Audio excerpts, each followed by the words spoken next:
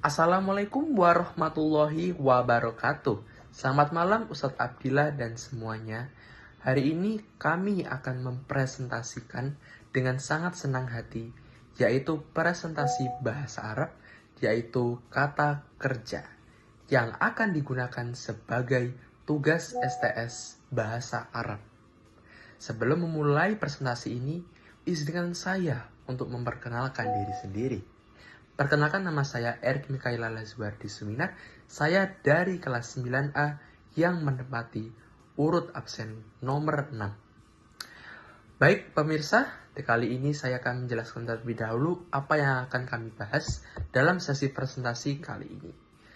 Yang pertama-tama, kami akan menjelaskan apa itu kata kerja fi'il madi. Yang kedua, kami akan menjelaskan kata kerja fi'il mudhari. Dan yang ketiga, kami akan menjelaskan kata kerja fi'il amr. Dilanjuti dengan kegiatan bagaimana cara penggunaannya dalam kehidupan sehari-hari dalam ketiga kata kerja fi'il ini, serta penerapannya dalam bahasa Al-Quran. Baik pemirsa, sepertinya ini adalah kegiatan yang sangat menarik dan sangat diminati. Jadi pertama-tama saya akan menjelaskan apa itu fi'il madi yang akan dijadikan sebagai pendahuluan materi pada hari ini. Jadi fi'il madi merupakan kata kerja yang sudah berlangsung sejak masa lalu. Dan hal menariknya pemirsa, dalam kondisi mustakbal, fi'il madi ini juga dapat dikatakan sebagai keterangan pada waktu sekarang maupun waktu di masa depan. Baik, terima kasih sahabat atas waktunya.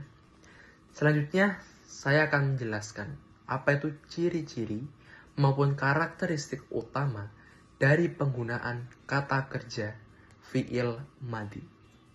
Fi'il madi ini kata kerja yang menggambarkan bahwa sebuah peristiwa maupun kejadian sudah selesai di masa lampau dan tidak berlangsung hingga saat ini maupun masa depan. Dan yang kedua, fi'il madi biasanya berakhiran dengan huruf fathah. Artinya, setiap kalimat maupun setiap kata pada kata kerja fi'il madi kebanyakan menggunakan huruf hijaiyah fathah sebagai huruf akhir. Dan yang ketiga, huruf hijaiyah yang tidak terdapat pada kata kerja fi'il madi adalah keempat berikut, yaitu ada huruf alif, nun, ya, dan ta. Atau dalam bahasa Arab seringkali dijuluki sebagai anita. Dan itu merupakan rumus yang dapat kita ingat hingga saat ini, yaitu keempat huruf tadi. Dan yang keempat adalah fi'il madi, itu bentuk katanya adalah bentuk tetap dan tidak menunjukkan waktu sekarang maupun yang akan datang. Artinya, fi'il madi ini hanya berlaku pada kegiatan yang sudah selesai di masa lampau, yang sudah lama terjadi. Begitu pemirsa. Dan yang kelima, yang terakhir adalah fi'il madi ini seringkali digunakan dalam berbagai cerita, sejarah, maupun kisah-kisah lainnya. Baik sahabat, terima kasih atas kesempatannya. Dan sekarang saya akan menjelaskan apa saja contoh dari kalimat yang menggunakan kata kerja fi'il madi. Yang pertama adalah kita di sini mempunyai 3 contoh. Dan yang pertama adalah contohnya adalah katabat thalibu ad-darsu, yang artinya adalah siswa telah menulis pelajaran. Mengapa kata ini atau kalimat ini termasuk ke dalam fi'il madi? Karena kata telah menulis menunjukkan bahwa kegiatan tersebut sudah selesai dan tidak berlanjut hingga saat ini. Dan bisa diartikan kembali bahwa siswa tersebut sudah menulis pelajaran tersebut di waktu lampau. Dan yang kedua adalah kita di sini mempunyai contoh, yaitu adalah Dhahaba Ahmadu ilal madrasati, yang artinya adalah Ahmad pergi ke sekolah. Kalimat ini menunjukkan verba fi'il madi. Mengapa kalimat ini menunjukkan pada kata kerja fi'il madi? Karena di sini dijelaskan bahwa Ahmad pergi ke sekolah, bahwa Ahmad telah pergi ke sekolah. Ahmad sudah berangkat ke sekolah, yang artinya kegiatan tersebut sudah terjadi di waktu lampau. Dan Ahmad masih pergi. Ahmad telah pergi. Dan menunjukkan waktu bahwa Ahmad itu telah pergi di waktu lampau. Dan tidak berlangsung hingga saat ini maupun masa depan. Dan yang ketiga adalah Qoro al-waladul kitabu, yang artinya anak itu telah membaca buku. Mengapa kalimat ini juga termasuk ke dalam verba fi'il madi? Karena kalimat ini menunjukkan bahwa subjek atau anak itu sudah selesai membaca buku. Anak itu sudah membaca buku di waktu lampau, di waktu sebelum-sebelumnya. Mungkin bisa 1 jam yang lalu, mungkin bisa kemarin, dan sebelum-sebelumnya hari ini, karena telah menunjukkan verba waktu lampau. Baik sahabat, terima kasih atas kesempatannya. Dan yang terakhir adalah saya akan menjelaskan bahwa ternyata ketiga kata kerja fi'il ini sangat ditemukan banyak sekali di Al-Quran.